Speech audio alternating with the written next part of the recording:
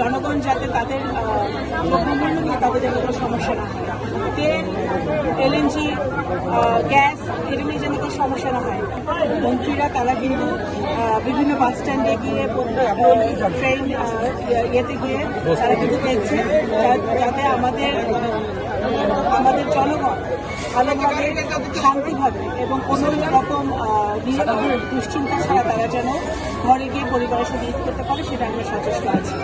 এছাড়াও আপনারা দেখবেন যে আমাদের একটা যুদ্ধ অবস্থা বিরাজ করছে বলতে পারছি, সেই কারণেও আমাদের জনগণ যাতে তাদের দ্রব্যমূল্য নিয়ে তাদের যেন কোনো সমস্যা না হয়, তেল, এলএনজি, গ্যাস এটা নিয়ে যেন কোনো সমস্যা না হয়। কোনো দ্রব্যমূল্যের দামও কিন্তু বৃদ্ধি পায় নাই, তেলের দামও বাড়ানো হয়নি, কোনো কিছু মূল্যই কিন্তু বৃদ্ধি পায়নি।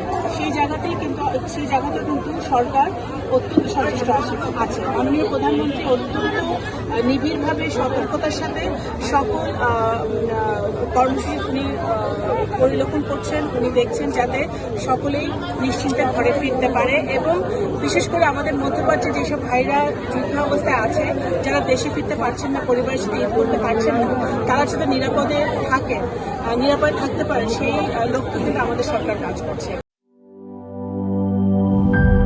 গ্লিটারের টুইন লেমন ও অ্যান্টিব্যাকটেরিয়াল ফর্মুলা বাসনকে চকচকে জীবাণুমুক্ত করে আমাদের দেয় গ্লিটার গ্যারান্টি।